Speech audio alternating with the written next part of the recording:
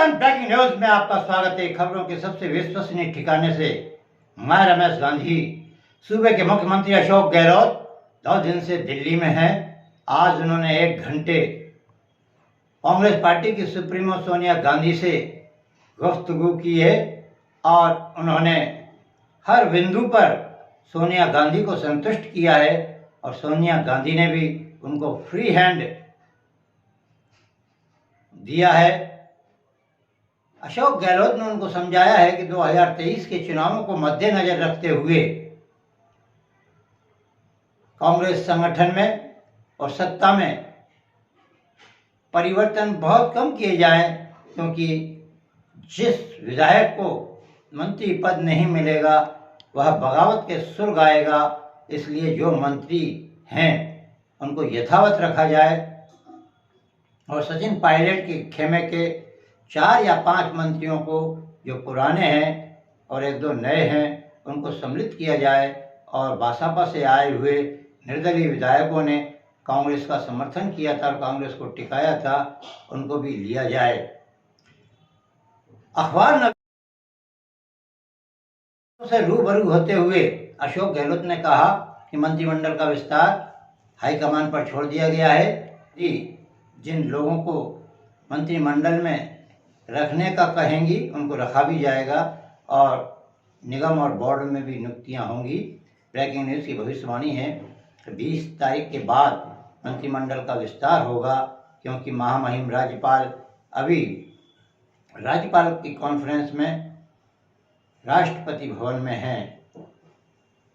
Speaker Om Birla ने आज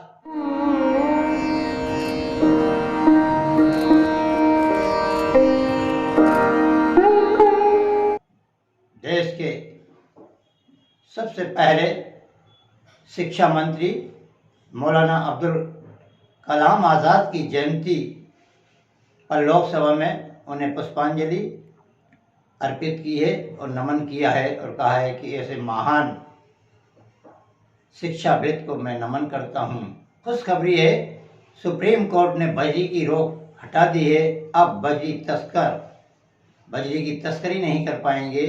एक ये ऐतिहासिक फैसला आने से अशोक गहलोत और उनके खनिज मंत्री प्रमोद जैन भाया को बहुत राहत मिली है, क्योंकि लोग बजरी की तस्करी करते थे और सरकार बेवजह बदनाम होती थी।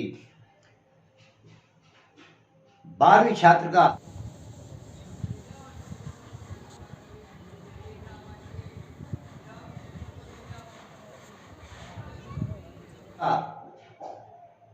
राज शर्मा की निर्मम हत्या करने वाले 2 आरोपियों को आज आओ गाड़ी तेरे को चलानी है ना मैं चला लूंगा। तो इसको छोड़ आओ तेरी तेरी देख किसके हत्या हो रही है, जानता है ना। न्यायालय में पेश किया गया। कड़ी सुरक्षा के बीच में 7 दिन के पुलिस रिमांड पर उन्हें लिया गया है और उनसे पूछताछ की जा रही है कि आखिरकार ऐसा जघन्य अपराध उन्होंने क्यों किया। आज बाल कल्याण समिति की चेयरमैन फातिमा जी और सदस्य अरुण भार्गव ने भी राज शर्मा के घर जाकर उनके परिजनों को सांत्वना दी है और कहा है कि इस दुख की घड़ी में हम आपके साथ हैं और राज्य सरकार से भी जो आर्थिक मदद मिलेगी वह दिलवाने की कोशिश करेंगे। आज खानपुर के समीप सांगोद की एक नदी में छबड़ा से जैन समाज के भक्तों की एक पिकअप महाराज सुधा सागर जी के दर्शन करने आ रही थी, लेकिन वह सांगोद की पुलिया के पास में पलटने से खाई में गिर गई। उसमें 12 लोग गंभीर रूप से घायल हो गए हैं, जिन्हें पहले सांगोद और अब कोटा चिकित्सालय में भर्ती कराया गया है। उप मुख्यमंत्री सचिन पायलट ने आज टोंक के दौरे पर अखबार नवीसों से रूबरू होते हुए कहा है कि कांग्रेस के कार्यकर्ताओं को अब मान सम्मान और बहुमान देने की बहुत आवश्यकता है।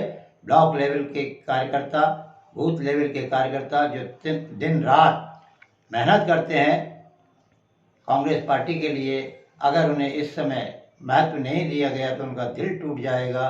कुल मिलाकर सचिन पायलट अब मंत्रिमंडल और संगठन की नियुक्तियों में बहुत तेजी से सक्रिय हो गए हैं। आज